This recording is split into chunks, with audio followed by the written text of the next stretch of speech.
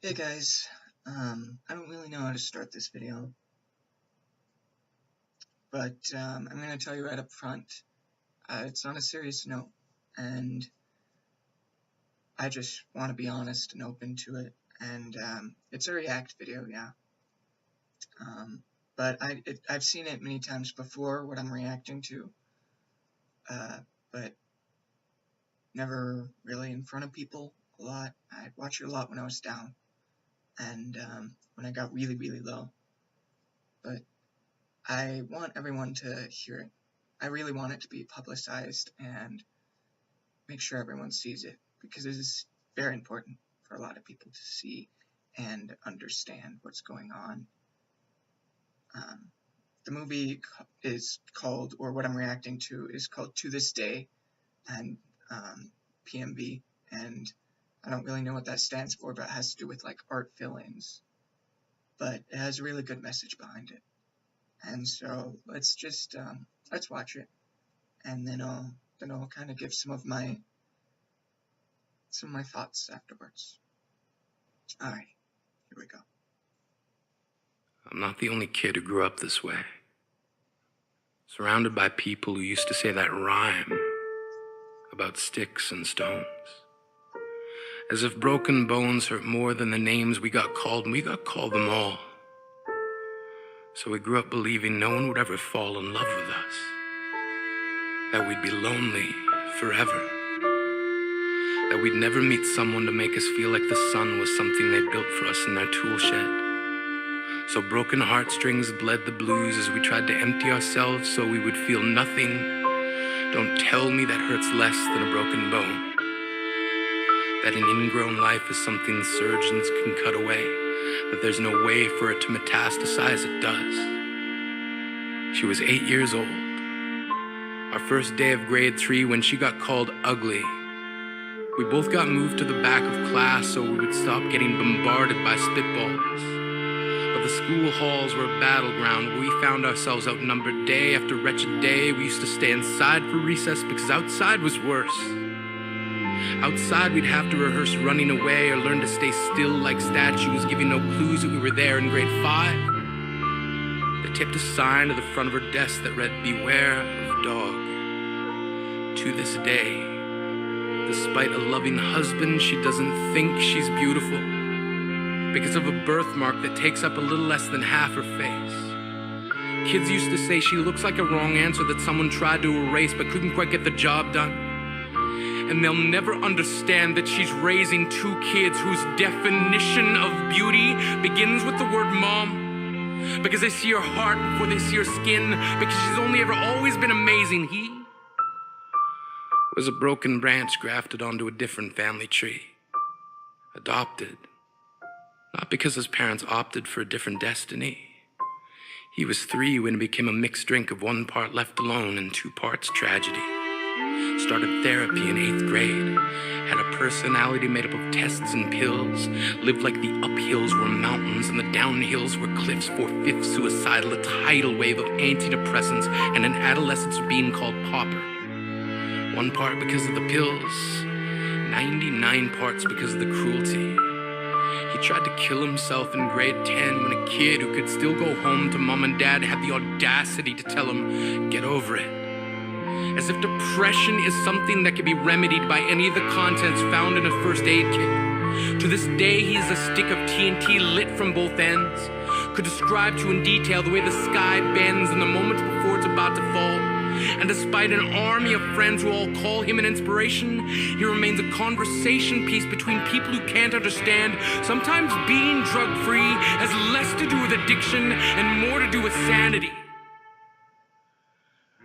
We weren't the only kids who grew up this way. To this day, kids are still being called names. The classics were, "Hey stupid," "Hey spaz." Seems like every school has an arsenal of names getting updated every year. And if a kid breaks in a school and no one around chooses to hear, do they make a sound? Or they're just background noise from a soundtrack stuck on repeat when people say things like kids can be cruel? Every school was a big top circus tent, and the pecking order went from acrobats to lion tamers, from clowns to carnies. All of these miles ahead of who we were freaks. Lobster claw boys and bearded ladies. Oddities juggling depression and loneliness, playing solitaire, spin the bottle, trying to kiss the wounded parts of ourselves and heal. But at night, while the others slept, we kept walking the tightrope. It was practice, and yes, some of us fell. But I want to tell them that all of this is just debris left over when we finally decide to smash all the things we thought we used to be. And if you can't see anything beautiful about yourself, get a better mirror. Look a little closer. Stare a little longer. Because there's something inside you that made you keep trying despite everyone who told you to quit. You built a cast around your broken heart and signed it yourself. You signed it. They were wrong. Because maybe you didn't belong to a group or a clique. Maybe they decided to pick you last for basketball or everything. Maybe you used to bring bruises and broken teeth to show and tell but never told. Because how can you hold your ground if everyone around you wants to bury you beneath it? You have to believe that they were wrong. They have to be wrong. Why else would we still be here? We grew up learning to cheer on the underdog because we see ourselves in them. We stem from a root planted in the belief that we are not what we were called. We are not abandoned cars stalled out and sitting empty on some highway. And if in some way we are, don't worry. We only got out to walk and get gas. We are graduating members from the class of We Made It. Not the faded echoes of voices crying out names will never hurt me. Of course, they did. But our lives will only ever always continue to be a balancing act that has less to do with pain and more to do with beauty. So, yeah. One thing I want to stress is everything, every person around you, every soul, every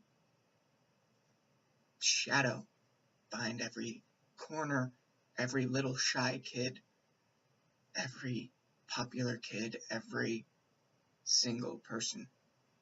They all have their struggles. And we can't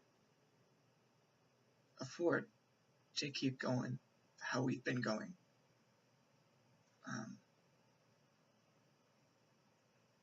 I knew this kid a while back in English class, and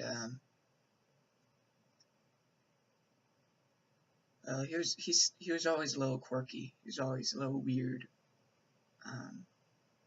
but we talked to him, or at least I talked to him, me and two other friends, and we would always just talk and juggle and gaggle and have fun in that class. And every now and then we'd talk to this kid, and I remembered he'd always wear fingerless gloves and a long sleeve shirt. It could be the hottest day out, and he'd always wear it. And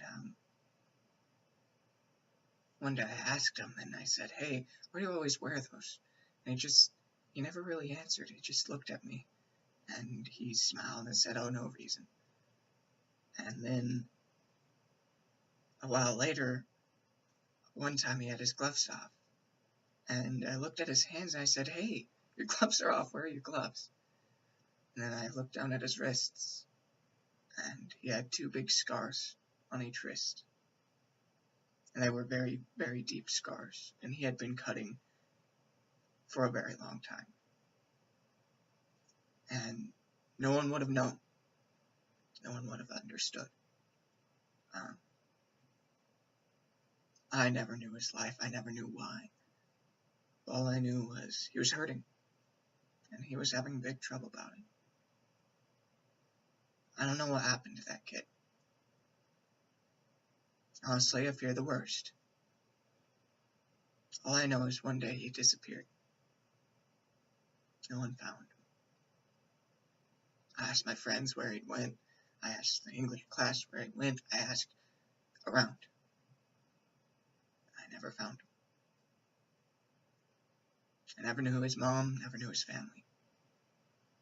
Deep down inside of me, I hope and I pray every day that, you know, maybe, maybe transferred schools, just quietly changed and start homeschooling or something. Now it's a year after graduation, and I regret a lot, because I don't know where he is, and I fear the worst. And I could have done something. I could have complimented. I could have hung out with him more. I could have helped him more. Oh, I don't even know where he is, or if he's even alive. I've also talked to people down from suicide before. It's one of the scariest times in my life. Knowing that somebody's life very much weighs on your hands. That one misstep, one wrong step could send them over the edge. And every day it's not hard. You just gotta look on the news. You just gotta think about things. You hear stories and people getting beat and people committing suicide all around. They always say it's the permanent answer to a temporary problem. And the psychology behind that is, when you're that low, when you're that suicidal, you don't see very far ahead. I've been there a couple times. I remember I couldn't think past a week. And every day it got worse and worse and worse in my head. And I thought, might as well, if it's getting that bad and it's just going to keep getting worse and it's never going to get better, why keep trying? Why?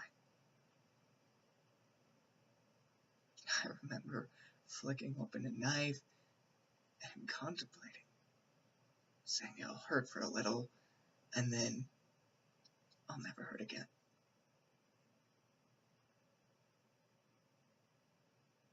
But I'm still here. And that fear, holding someone, knowing that you may be the last person that ever talks to them, that's important.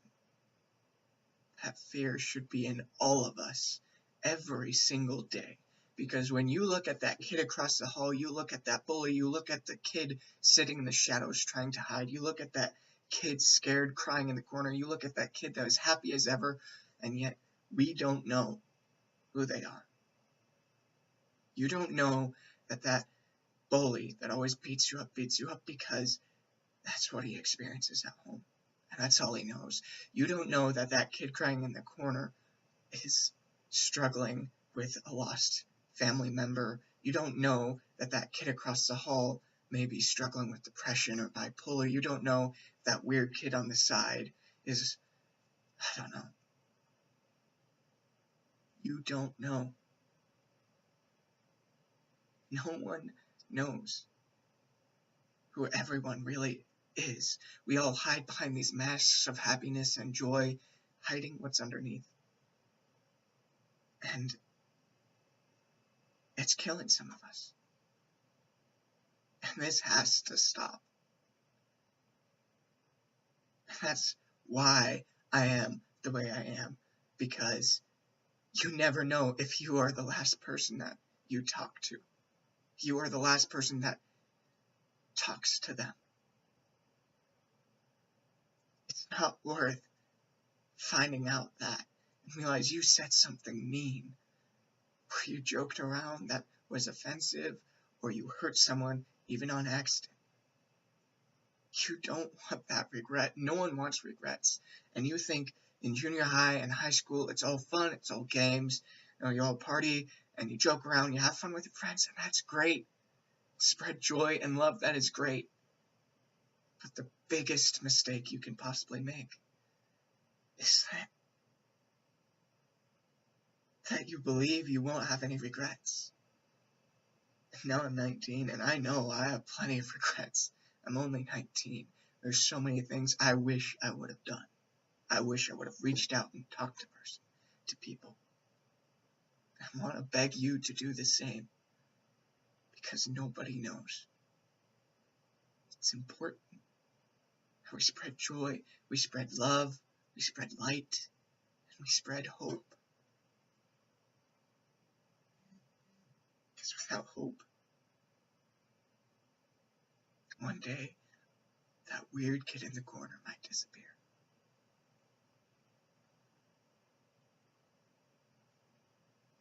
And I just wanted everyone to know that, to understand that everyone struggles with something, no matter what. Even if it looks like they're on the top of the food chain, top of the pecking order, whatever you want to call it, everyone struggles with something. It's our job to move forward, and instead of putting up those masks, maybe one day we should let down those masks and talk to each other heart to heart. Really talk to each other, understand, and maybe even help each other. Some may excel in other areas, and others may excel in those that the some don't excel in. If we were just to reach out and understand and help and listen and look outside of ourselves, maybe we can just save one weird kid in a corner. The one nobody notices, or the one everybody notices. We can't risk judging anymore. It's not worth it. So spread joy and light wherever you go. And when you fall, ask for help. It's out there. Everyone's struggling. Don't be afraid. We all need help sometimes. It's okay to trip. It's okay to fall. That means we're human. And if we can't be human, then what are we?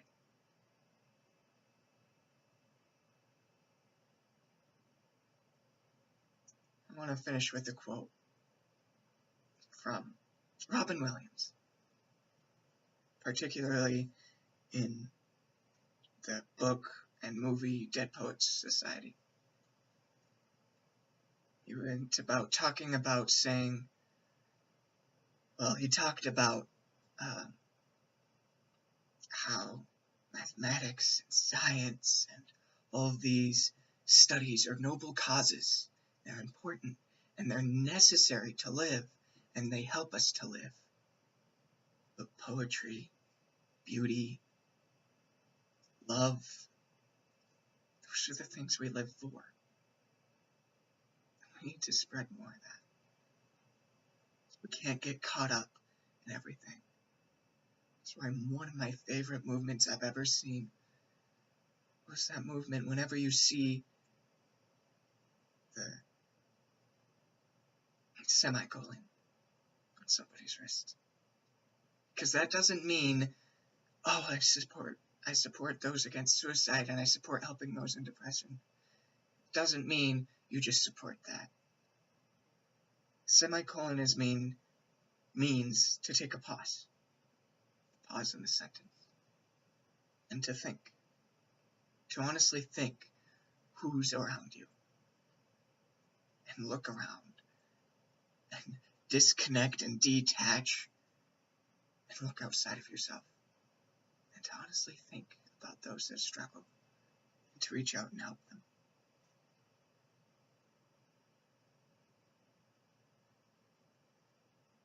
So, I hope that you all out there, whoever it may be, change. I hope you spread a little more light, look a little brighter, and help a little more, in hopes that we can save. Because if we get through this life and say we die and say there is an afterlife and we get there alone, what's that going to be? It's not about winning. about winning and bringing everyone with you.